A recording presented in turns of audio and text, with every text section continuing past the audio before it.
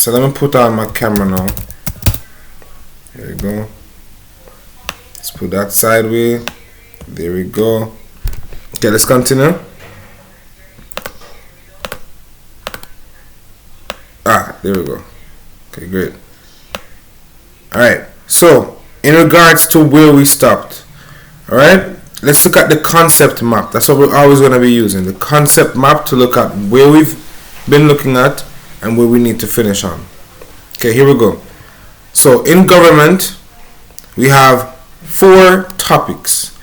You have preparations for elections, you have factors influencing voter participation, you have structures of government, and then finally you have functions of government. Alright, those are the 4 topics. So I'm going to go from the very first one. Tristan. Yes, sir. What can you recall about preparations for election? I gave you 7 different strategies. If I am a campaign, right? If I am a Republican Party and I want to win this year's election, what does it mean for me to be prepared for this election? Selecting a candidate. Repeat? Selecting a candidate. Right, that's a good one. Selecting a proper candidate to represent my party, that's one. How about me purchasing? Can you repeat that? Foundation. One more time, I didn't hear that. Funding, right. Me trying to get my party to have donations from charities or from third parties to make sure that we are funding our campaign. Alright? So that's the next one. Candidate, alright, funding. But to prepare for elections, there are more than just those 2 categories. They need to actually prioritize issues that they're going to be running for.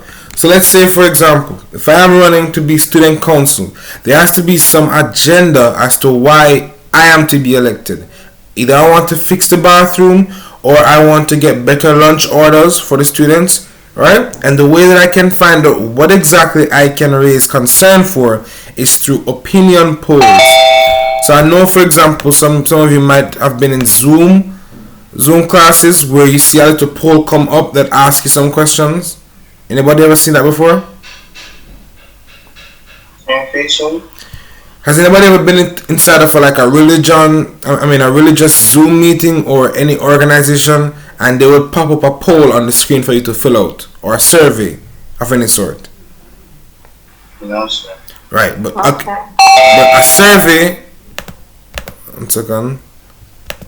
A survey just gathers information, or like a questionnaire. You guys did your SBA, right? In your SBA, you had to gather information about what exactly you were researching, right?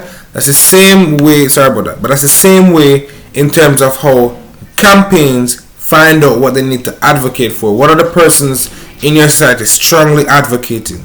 Is it that they want better health care? You need to find opinion polls. Then we looked at manifesto. So when you're running for student council, you need to give a speech. Is that correct?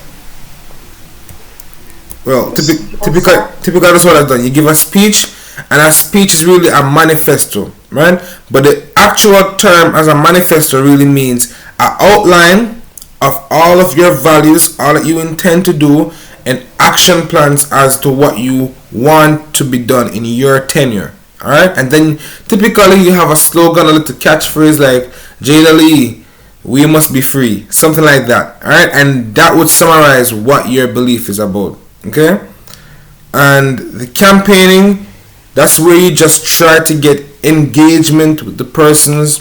So overall, there are 7 different ones to prepare for elections: selecting a proper candidate, raising funds, prioritizing issues through opinion polls, publishing a manifesto, which is an outline of your action plan, right? Campaigning, which is really just face-to-face meetings, which is impossible now, but face-to-face meetings, and the actual term is called canvassing. Alright, so when you go in the communities and you try to get a feel for what are they strongly advocating for, or what are their opinions, right? We call that canvassing by an MP. Alright, or when they advertise on the radio. Next thing that they could do that interprets how the election turns out is by looking at their opposition. So it's either a case where they monitor if they are doing the process correctly or if they're cheating, right? They should not focus too much on only their part, but they should make sure that the actions that they're taking is in interest of democracy, if that's the case, right? If it is not in the interest of democracy, then that's a smear campaign. So sometimes you would see on the news where they would defame Donald Trump or defame Joe Biden. That's a smear campaign, we call that. Alright? And the final one is finally monitoring the electoral process. So the booths, where persons actually vote. If you feel that there are some issues with how the process is held, that's another way you can determine how elections turn out. Alright? So a quick little 2-minute summary of that topic we did last term. Any questions? No questions? Alright. So on the right are some examples as to slogans parties would use. So let's say the St. Lucia's Labour Party. They want to have a slogan to represent their party. They say, believe in St. Lucia. What is the Jamaican Labour Party slogan? That's a question that you would genuinely get asked. What's the Jamaican Labour Party slogan? Anybody? It's on those Andrew Holness posters you see everywhere. Nobody. Alright, the first person to tell me, you can go research it. I'm going to give you 1 minute because I'm a little bit embarrassed. 1 minute to find that slogan and tell me. Research it or just go on Google. But I need you to tell me what's the slogan. First person to get it right gets a prize, I guess. And let me hear the slogan of this Jamaican Labour Party. Sir. Nobody? Is it like something commitment, sir? Something about strength, something about stronger, something about believe. That's the most hint I can give you. Or if you want, that could be your very first homework for today. Alright? So tell me what the slogan for the Jamaican Labour Party, and I'm going to include the PNP as well. Those two slogans. Alright? Let's continue. So let's say now that I am creating posters, as I said, that they need to put in each vicinity or community rather. Right? They would have typically the campaign's face, right? The campaigner's face, the candidate face on as a headshot. We call it a headshot that shows their body, their face, and their shoulders, right, in a professional attire with the party that they are representing, right, and their quick outline or their manifesto below. All right. Okay. Now, so 2 examples of different methods you could use. Let's move on now because I'm just doing a summary. So you guys should remember the government systems. I'm not going to go through it because I did go through it last term. Alright? The House of Representatives is where we left off. So when we talk about the House of Representatives, we are talking about the fact that government has 3 delegates. 1 second. Alright, let's pause for a second while Sine joins. We're talking about the fact that government has 3 delegates. They have the executive, the legislature, and the judiciary. Now, my first question, because this is revision, Karen, what is the judiciary part of the government? Define it in your own words. And we'll say we have the judiciary branch. What is the main goal of the judiciary? There's basically like give out like punishment if anyone breaks laws. So basically to issue sanctions. Issue sanctions. I like the way you said that. Issue sanctions, right? It's not just about overviewing in court, but they administer the law. So if you break the law, they would sanction you through administering a punishment or a fine, etc. All right. The thing you should note though, the judiciary is not attached to the government itself in terms of the executive or the legislator, which means it cannot be influenced by any MP. So if, for example, you think because you're Andrew Holness's son, you get a DUI. What is a DUI? Quickly. Talia, what's a DUI?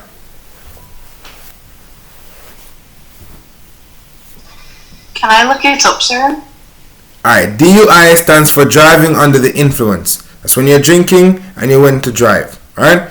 That's the most dangerous form of accidents. Road accidents happen because of that. So let's say, for example, that you're Andrew Honus' daughter, Talia, right? You were drinking under the influence, so you got issued a DUI and you were to appear in court in a month from now.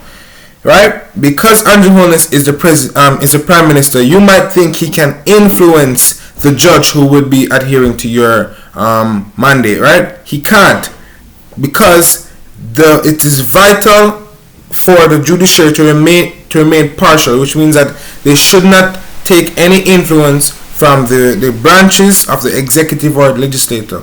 Why is that important, Sine?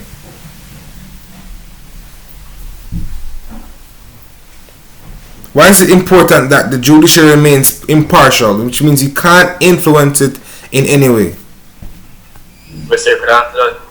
Alright, so Karen is going to help out Janae. Jada Lee, sorry.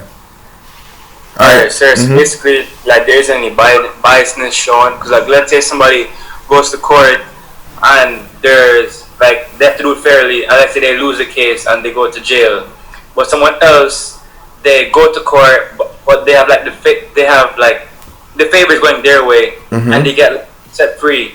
There could be like a rise in crimes, if anything. Okay, all right. Because of the biases that was shown towards that one person, because of their like so-called class or position in society. Right, exactly. And I can give you an example. At 3:30 p.m. today, a live stream began for the Derek Chauvin's case in terms of George Floyd's death. So that is a high-profile case, right? The judge has to remain impartial. The members that are overseeing the case, what do we call those members? They're chosen from the society, and they represent something along the lines of coming together, right? And they form a decision whether he's guilty or not. What do we call that? Anybody? It's a group of persons chosen at random that come together in a room and decide based on the evidence, based on the information given in the court on the meetings, whether the guilty or not guilty verdict is true. That's your second question. So write that down for me. Yep. Sir, is it either House of Representatives or the Senators? No, it starts with J. So that's a hint. Right? So when class is finished, you have two questions to find out. What is Jamaica Labour Party's slogan and PNP slogan? And then what do we call the persons that are chosen at random? So sometimes your parents are called at random, right? They would get a mail that said you are called to serve. They would go to court, they would sit in a room, and they would delegate and find out whether this person that is on trial is guilty of a parking ticket, or not a parking ticket, but is guilty of a certain crime that they have committed, right? So a judge. That's the person that has to remain impartial. But I think it's 9 to 12 persons that are chosen through mail, through your TRN number, right? You're chosen to be something that starts with J. Write that down for me. It's very important that you find it out. It's a typical question you will find. Alright? So what you can do, I see somebody texting. Is it the answer? Because I don't want to click on it. Yes, sir, it is. It is the answer? Jury. The jury. Alright? So it's spelled Jury. So a lot of times when someone is guilty, they might think to appeal to the judge, beg the judge to say I'm not guilty. Well, actually, you're not trying to convince only the judge. You should be trying to convince the jury, because those persons are there to make the situation lighter at heart. You can appeal to them on a perspective that, okay, I made a simple mistake. It could have happened to any one of you, 12 of you. You should understand that I didn't mean it, or it was not true, right? But if you try to appeal just to the judge, that judge has to remain what? Independent of any influence. Okay? So there's different types of courts. The highest court, right? And then we have a lowest court, which is the lowest court is the magistrate's court, and the highest court is a privy council. So So the lowest court, you can think of it as like petty crimes, parking ticket, shoplifting, right?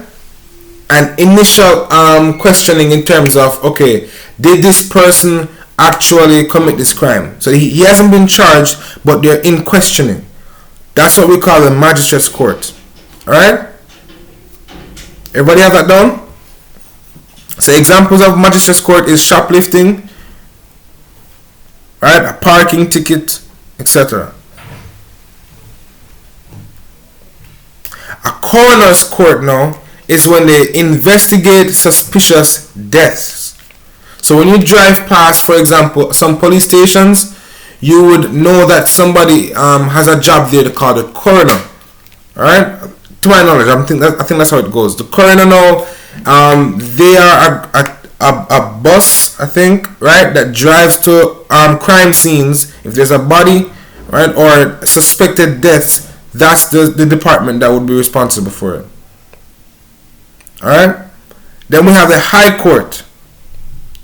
So the High Court now deals with more serious issues such as divorce, land disputes, right? And even suing. Like you're suing somebody for breaching a contract. You would go to the High Court.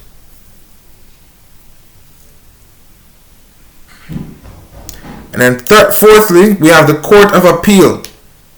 Before I even continue and explain what the Court of Appeal is, Jada Lee, are you there? Wait. Camera's on for me, everybody. I shouldn't have to be repeating myself. Sene, Beyonce, before we continue, camera's on for me, please. Let me just put you at the lower side right here so I can always just see. 1 second. Zoom. 1 second. Let me just put you guys at the lower section. There we go. Talia is in the waiting room, really? I don't think that's right. Talia, are you here? Yes, sir. Alright, that's saying you're in the waiting room, so I'm guessing Chromebooks are glitching. Alright, let me put this down. There we go. Let's move this across. Okay. So whoever's talking, I'll see you right there. Okay. Let's continue now. Okay. So as I was saying, the Court of Appeal. What comes to mind when you hear appeal? Anybody? Sir, I didn't hear anything what you said a while ago. Like the audio was speeding up, but it was going so fast. Alright. The Court of Appeal. What is your opinion on that? What do you think the Court of Appeal actually is? Try to defend the case. Opinion? We try to defend the case. Right. Or if right. So if they were determined to be in the wrong, they can go back in court to the Court of Appeal trying to overturn that verdict. That's what the Court of Appeal really is. So let's say now you went to court and you were found guilty of a certain crime, right? You can go now to the Court of Appeal, right? And it handles appeals against sentences, and it can alter that sentence if you were found to be in the right, alright? But it only can overturn cases from the magistrate's court, the coroner's court, or the High Court. Alright? So it has to be a lower court. And in the last two, we have the CCJ. Alright, the CCJ, I think I went through it last class when we talked about CARICOM and the treaty that they signed. Alright? So the CCJ is when an individual, if they don't agree with the Court of Appeal, they can appeal it again to the CCJ. And it investigates international cases in terms of having to do with two countries through the CARICOM. But my question is, do you think the CCJ has a lot of appeals sent? Yes or no? No. Why not? Because it's expensive. Repeat? But it's expensive, sir? Yes, it is. It's very expensive actually, right? To get a lawyer to represent you in a magistrate's or a high court, expensive itself. But in a CCJ, it's not typically just a lawyer, it's a group of lawyers, right? that will actually represent you, because they have to deal with the different legislations, not just one specific, but multiple. And for a lawyer to be, what would that word be now? A professional in every type of legislation, you would need to hire multiple. Alright? Then finally, we have a Privy Council, which is the final court of appeal for most English-speaking Caribbean countries, and this is situated in London, UK. Okay, so those are the different types of courts. One more time: the Magistrates Court, the Coroner's Court, the High Court, the Court of Appeal, the CCJ, and then we have the Privy Council. Okay, let's continue now. We're going to talk about the security systems. This is the next topic that we didn't get to do. So read this from me, Jada Lee. Are you there? So I can answer the other. Okay, so yes, sir. Mm-hmm. The police and prison services work with the court system and administer and uphold the law. Police may arrest people breaking the law. Police will then work with social services to investigate the crime and, if necessary, take the case to court. It is also the role of the police to protect citizens and keep the peace. This involves overseeing bills, controlling traffic, and attending accidents. The prison service is used to punish offenders and act as a deterrent. Okay. Keeping criminals in prisons prevents them from committing further attacks, thus protecting society. It is important that prisons provide opportunities for criminals to change and that prisoners are supported to integrate into society. Right. So it's deterrent and reintegrate. Right. Reintegrate. So the process in terms of reform, we call it reform of an individual. Right. Let's say you were arrested by a police. Okay. The next step would be you having a hearing in the magistrate's court. But quickly, somebody remind me, what is the magistrate's court again? And that question goes to Sane. What is the magistrate's court again? So the magistrate's court is the court that deals with like petty crimes like parking tickets and Give me another example. Like shoplifting. Exactly. Right. So if you were arrested for one of those crimes by a police officer, you would have a preliminary hearing. Now the word preliminary, let's ask Google. Okay, Google, what is the definition of the word preliminary? Preliminary has two different meanings. Starting with the most common one, preliminary can be used as an adjective to mean proceeding or done in preparation for something fuller or more important. Right. Similarly to preparatory and introductory. Right. So before you actually have an official hearing, right, you would have a preliminary hearing which would determine... Within some criminal justice systems, a preliminary hearing, preliminary examination, preliminary inquiry, evidentiary hearing or probable cause hearing is a proceeding after a criminal complaint has been filed by the prosecutor to determine whether there is enough evidence to require a trial. Okay. So before a trial is done, which is where jury is involved, there's a preliminary hearing that decides whether or not they're going to continue. Are there enough evidence? Is it a substantial claim by the police officer? So you might think that police officers have the full right to send you to jail. Yes, they do, but they don't have the full right to send you to prison, because jail is a temporary holding situation until you are actually charged, and then you go to prison. Clear on that? So the process before you get sentenced and then you go to prison, you need to have a preliminary hearing. And the preliminary hearing now decides whether there's going to be a trial, whether there's going to be a jury to actually advocate and determine if you are guilty or not. Right? And then now the case is moved to the High Court. Okay? Now the next question goes to Talia. Define the High Court for me.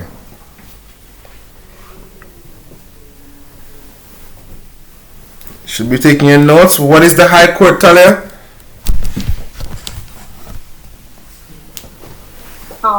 She's not there? Okay, she's here. So, High Court. If Magistrate's Court is petty crime and Coroner's Court deals with suspect of death, what is the High Court? I guess it deals with the crimes of the highest importance. That would be a great guess. Anybody want to help her out? Give me some examples of the High Court. Murder, sir. Alright, Tristan wants to help you out. Murder, sir. Murder. Charging you with murder, for example. But let's go back up quickly. Let's look at the definition. Second. So the High Court deals with serious offenses now that are taken to trial, right? And now it relates to, for example, divorce, charging you or going to trial for divorce, going to trial for land disputes, or going to trial for murder. Alright? The coroners and the magistrates courts deals with suspecting and actually having a preliminary hearing. But the point to where you have a trial, that means your case has been taken to the High Court. Understood? So in a magistrate's court, if God forbid any one of you guys ever get a parking ticket, you would not find a jury in a magistrate's court to say, I don't think he drove at that speed, but I think no. They're not going to have a jury for you at that point. When you get on trial for example, causing an explosion, and you're in a high court now, then you would have a jury because it's a serious offense that already had a preliminary hearing. Everybody clear? Yes, sir. Alright, so take this diagram off for me, please. This is the process and the judicial services involved in administering a law. I'm gonna give you 1 minute.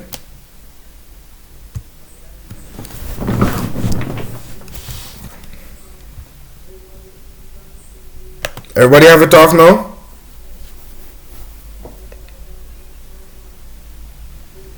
Can I continue? Alright, no. Alright. In the meanwhile, let me see. Do you guys keep up with the news? No, sir. You need to keep up with the news. Trust me, you need to do. Sometimes, sir. If it's even just to have an app that notifies you when something is of urgency, like Loop, right? Because a while ago I saw a message about CSEC, right? They had a press conference a few days ago. Anybody heard what happened?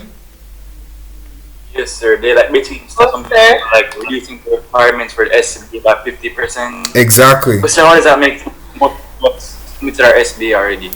I really don't understand it right now. Here's what I think is happening. They are very scared to have an overall basis for every regional country, while at the same time St. Vincent and others have been affected so badly.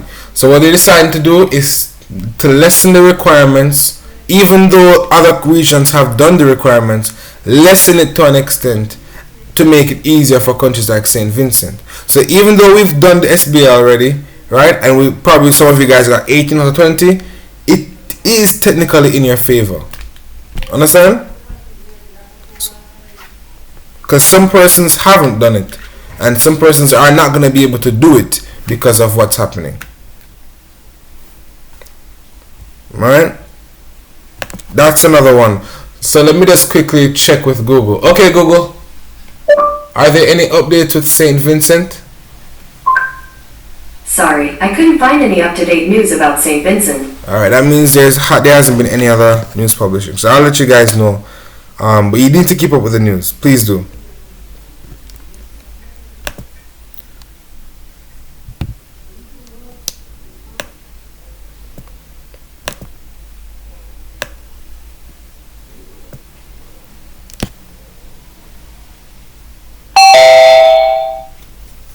Let's try to accept them back. How do I do it? There we go.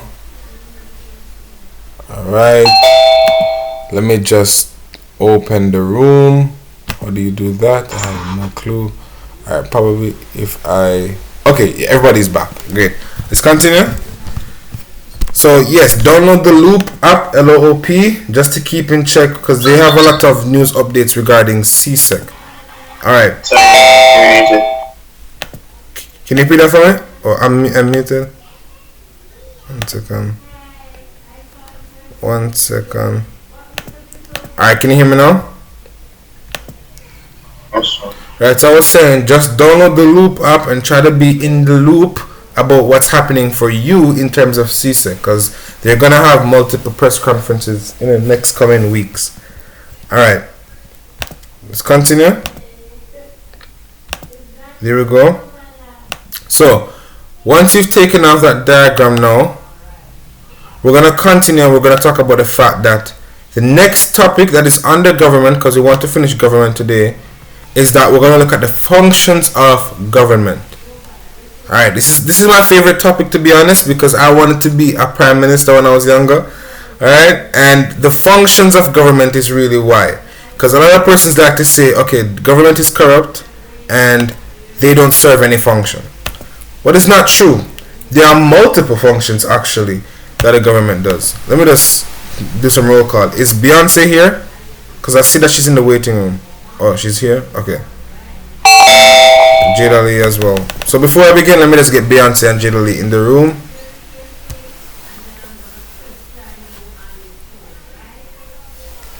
Beyonce and Jada Lee, can you hear me? Yes, sir. Alright, let's continue. So I was saying that when I was younger, I wanted to be a prime minister, and the reason why is because I learned the functions of the government. Alright? So, a good government, and notice I said good government, right, manages the affair of a country to make sure that the best possible situation and scenario are afforded to their citizens, right? Can you repeat that for me? So you are breaking up. I'm breaking up. Alright, let me calibrate the settings. 1 second. Alright, can you hear me now?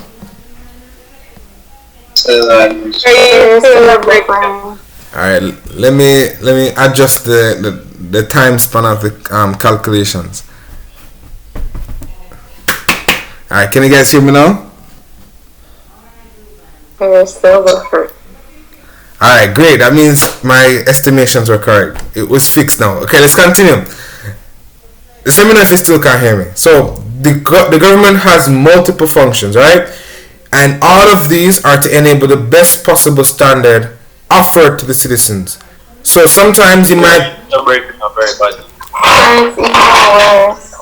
Alright, that means I need to do some research. 1 second. Let me try something. Can everybody hear me now? Can anybody hear me? Alright. Let me just quickly rejoin and join. Sir, try turning off your camera. Alright, 1 second. Alright, can you hear me now? Yes, sir. Alright, that means it was okay, because I have two cameras running. I have one camera for Zoom and I have another camera on the share screen. That's probably why that was happening. Alright, so let me just turn off my camera. 1 second. Alright, and for the next 10 minutes or so, I'll just work with that. Let's continue. So as I was saying, but you should still have your cameras on. I know I'm breaking the rules, but you should adhere to the rule. Turn your camera for me. Turn on your camera for me. There you go. There you go. Alright. Beyonce waiting on you. There you go. Thank you so much. So, the government places restrictions and it expects, right, that all these different methods or functions that they do will provide proper service to the citizens. So the first one is taxation, right? But it's not just one constant taxation. There are taxes on everything, right? Taxes when you purchase food, taxes when you are doing any service at all. If you look at the lower section of a receipt, right, you would always see plus GCT, which is typically $30 around there, right? All adults earning a certain amount must pay an income tax to pay for these services. Taxes also apply to goods and services, right, that people buy. And I wanted to write down these examples. VAT, you're going to find what VAT means. Consumption tax, airport duty, and stamp duty. So you have two questions so far. What is the slogan for JLP? What is the slogan for PMP? And then now you're going to find out what is VAT and what is consumption tax. So let me just quickly write it here for you. 1 second. Alright, let me voice type. The 3 homework you have to do is to find out the slogan for JLP and the slogan for PNP, and then you're going to find out what VAT and consumption tax means. Awesome. Okay, let's continue. The next one is social services, and you guys enjoy social services throughout your daily lives. Alright? So social services are paid for by taxes that your adult your parents are actually spend on. In the case of pensions, education, and public utilities. Alright? The next one is budget. A government must decide how it will raise and spend revenue, i.e. a budget. Right? So there's a key term that comes up when you hear about budget. Inflation. I'm going to ask Sene, what does the word inflation mean in terms of money? Sene, what does inflation means? Repeat, sir? The word inflation. What comes to mind when you hear something that is inflated? It's put to rest. Repeat that for me. Like it's put to rest, sir.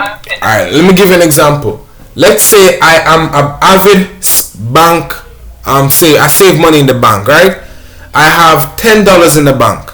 10 years from now, when I go back to that $10, would I have more than the $10 or would I have less than the $10? Less, sir. Less. Why? Yes, sir. Because of inflation. Alright? So inflation is this fancy term that really decrease. Right, it decreases. The more you hold on to your money, the less it decreases. The more it increases, the more it decreases in value, which goes to mean invest your money, not save it in a bank. Alright? Because what happens is that the price of daily life increases over time. 10 years ago, the price of a bottle of water, I remember, was $20 or $30. How much is the price for a bottle of water right now, guys? If you want to go to the store and buy a bottle of water, how much does it cost? $100, sir. $100. That's crazy. That's 3 times the price and more. Alright? So inflation is a real thing. So you might still think that your $10 is valid $10 10 years from now, but it would be worthless compared to the difference in price for everything relative to that $10. Alright? So that's what comes into terms when we think about budgeting. Okay? Because a country needs to manage the amount of money coming into it and out, and they need to manage how inflated the dollar is. So they need to make sure that they don't print too much money, but at the same time everything is stable. Alright? Everybody clear? Yes, sir. So that's the prime objective of a government. So for example, US prints trillions of money every year. Because of that, you might think, okay, they have a lot of money. But if they have too much paper in circulation, did you know that actually brings down the value of a US dollar? I want you to think about that for a second. If US prints too much money, it makes the money worth less than it was. Why is that? Karen, you want to take a guess? So please repeat the question. If US prints trillion of US dollars, like from printing, it prints trillions of US dollars every year. But if it suddenly decides it wants to print more because it's in debt, that technically makes the money worth less than what it was. Why is that so? Because you need more money to basically pay back the same amount that you owe. So basically there's like a devaluation of the currency. Right. It's a great term. I like that term. Devaluation. So, sir, like, let's say you have to buy a pencil box for $1 Trinidadian dollar, and you have to pay 100 Jamaican dollars to get a Trinidadian dollar. Mm-hmm. When the dollar devalues, you have to pay 150 to get the same pencil case. So you're spending more to get the same items. The dollar is devalued. Right. Alright? And look at it also like this. You see, if you have too much money in circulation, right, that floods the economy, which in terms means more purchasing for the goods, right? And that act of purchasing more than the typical results in an imbalance, alright? Everybody see that? Is an imbalance in terms of how much things are produced versus how much things are purchased. So when you purchase, for example, too many goods, that leaves the country on a standstill with less than before. So that's why it's important for the government to manage inflation to make sure the country is stable, and they must manage how much money is coming into and out of the country. Right, the next one is law and order. We just went through this, ensuring stability through legislation. Alright, that's law and order. Now, we're going to go through one final one. Defense. Government must invest in keeping its defense up. Hence the JDF and police force. Alright? Now, this topic is highly underrated. Write this for me. Good governance. I have seen this so much, and students always forget what is this requiring for them to answer. Because they might think it's a simple topic, but you need to give examples and valid reasons as to what good governance is. Not just to tell me that a government looks out for its citizens. Every government looks out for its citizens. But what is good governance? Alright, give me examples. So the first one, Sene, read it for me. What's good governance? Give me the first one. Good governance. Good governance depends on participation. Listening to the public and involving and educating people on the decisions that affect them. This is done through public consultations, referendums, and the free and fair elections. Right. Then we have transparency. Governments must be open and honest in the decisions they make. Alright. Accountability, which in terms they must be held to account. They're not above the law, even though they delegate laws. They're not above it. So they must be investigated if there are some conspiracy. Hence, when you saw the education minister, what was his name that got investigated, I think 2 years ago, for conspiracy? What education minister was investigated 2 years ago for conspiracy? That question goes to Tristan. What was his name? Guys, no, you must know this. Can I answer, sir? Please do. Save your classmates. Trump, sir? Repeat? Trump, sir? No, in Jamaica. What education minister was investigated for conspiracy? Anybody? Karen, do you know? There's a Favor Williams. Oh man. That's your fourth homework question. So one, let me write that down. You guys need to keep up with what is happening. So didn't you guys know that our education minister in the previous term was investigated for conspiracy and he had to step down? Did anybody know that? Also. That's your next homework. I don't remember his name. What education minister was investigated for conspiracy and eventually had to step down from his post? Question mark. Guys. Sir, can I say the answer? Please do. Sir, Michael Brown. Oh man.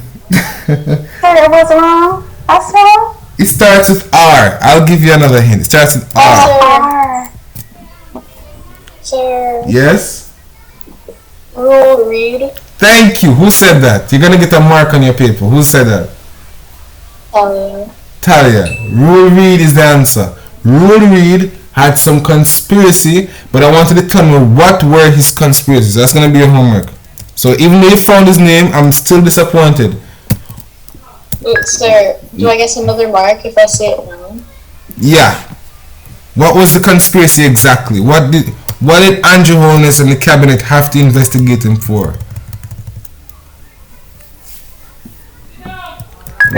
What were the conspiracies that Roll Reed had to be investigated for? Right. Yes? So I think it was some money problem with like money has been gone from such place. Oh, that's a great answer. Stacey would give you 1,000,000 marks for that. You need to tell me what is such place, how much money, etc. So do your research. This is what I was saying when I said, if you go into the exam with a vague answer, you're gonna get a vague paper, right? And you're gonna get a vague grade. You're not gonna understand anything when you see that grade. You must give facts, not just tell me, oh, this person did this. That's why no. So I want you to research this for me. You're gonna find the slogan for JLP, the slogan for PNP. Google thinks I said P and P. PNP. And then you're gonna find out what VAT,